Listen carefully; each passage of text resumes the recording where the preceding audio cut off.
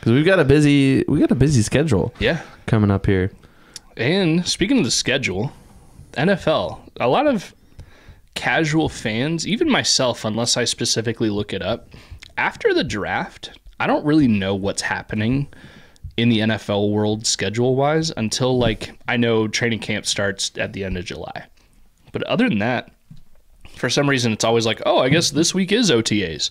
Or, oh, yeah, there is a mini camp this week. Or, man, I haven't heard any news NFL-wise, like, for, like, 2 weeks. What's going on? Yeah, I just don't know the off-season schedule. So I thought it might be cool to look it up, kind of give our viewers and listeners some idea of how the NFL is going to work for the next few weeks or couple of months.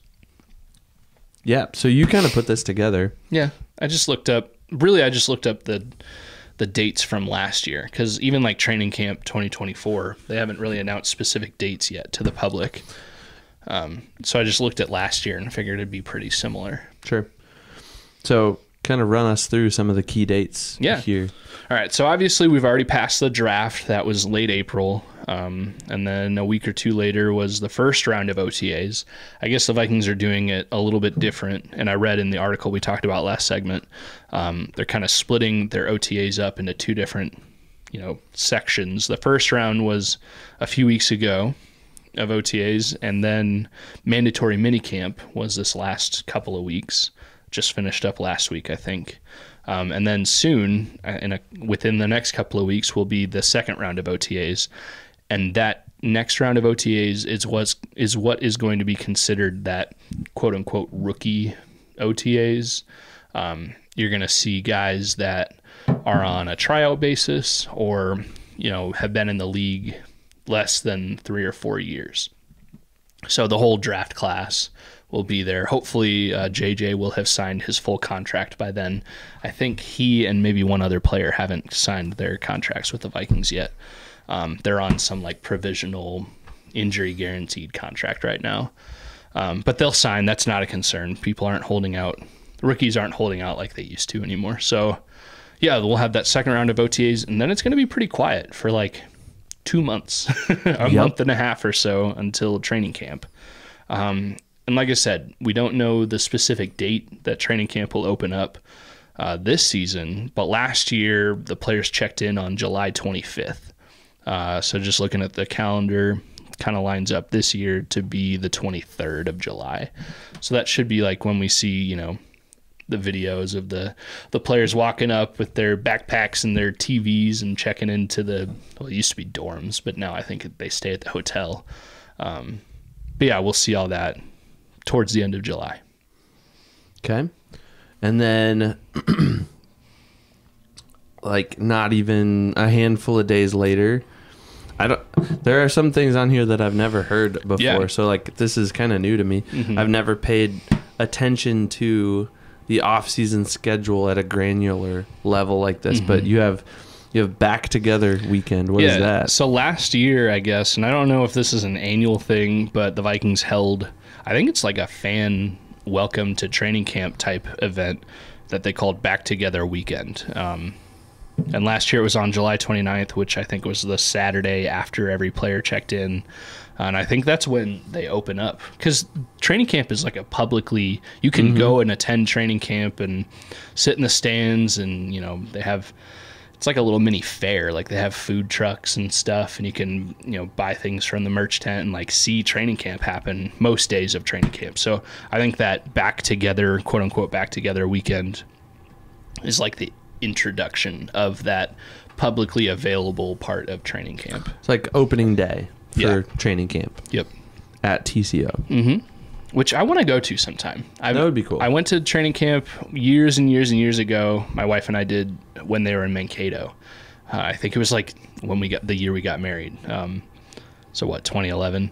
We went to Mankato and did a little mini honeymoon because we were poor college students, and a hotel in Minneapolis was about all we could afford. But I haven't been to training camp at TCO yet, and they've been there more than a handful of years now. So yeah.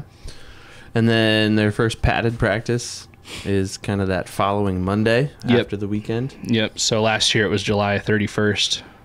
This year, calendar-wise, it looks like it could be the 29th if they follow the same kind of calendar.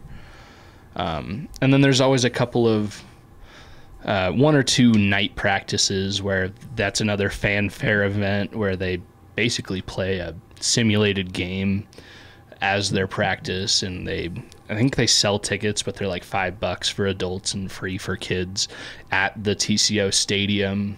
And it's this whole big event, and after the game, KOC will like take the mic and talk to the fans and say, hey, thanks for coming out, this is going to be the best team ever, all the rah-rah stuff. So yeah, they're going to have 1 or 2 of those. Last year, the Thursday night practice was on August 3rd, so probably similar-ish time this coming year. And they already have announced it in like February, that they're going to have joint practices in Cleveland with the Browns, because week 2 of the preseason, they visit the Browns for a preseason game. So there will be a week or so that the Vikings will hold training camp away from Minnesota because they'll be in Cleveland for those joint practices. I think that's the only... Last year they had joint practices for 2 weeks with the... who was it? The Titans and the Cardinals. But this year so far we only know about Cleveland. And I suppose that's probably a good opportunity for the operations team to pack up the gear, get on a plane, take everything from one place to another, get it all set up, like they have to do week after week during the season. Well, and players, too, they always talk for these joint practices. Usually they're towards the end of training camp, maybe even after the first preseason game or so. The players... You'll hear it every year, like, oh, it's nice to get out here and hit somebody other than your teammates that you've been hitting for a month or so. Right. So, hit somebody else. There always seems, every year in the league, there's always one big fight between 2 teams that are holding joint practices. Yep. Not every joint practice is a fight, but there's always at least one across the league. There's one day of practices canceled because there's this big tussle. So I think that's more for show than anything. Players just want to cancel a practice, so they say, get out of practice. Hey, you want to fight today? So hey, let's put on this big fight, and then we don't have to practice the rest of the day. Let's do it at 8:00 in the morning. Yeah. So that's kind of the gist of things. Training camp essentially will start up July 23rd or so, and it'll go all the way up until cut down day. And there used to be like 2 or 3 levels of cut down day. Like for years you had to be, down to 75 by this day and then down to 53 by this day. But they kind of went away with those tiers of cut downs. So now it's just one cut down day. Last year, and again, they haven't announced when that specific cut down day is yet for the league this year, but last year it was August 29th at 3 p.m. Central that every team had to be at or below 53 players. So this year that lines up to be the 27th of August. Yeah, you can kind of use your deduction skills. Here's when week 1 is, here's when training camp is, and you can kind of guesstimate. So yeah, no, you did a great job putting all that together and doing all the research to kind of figure that out.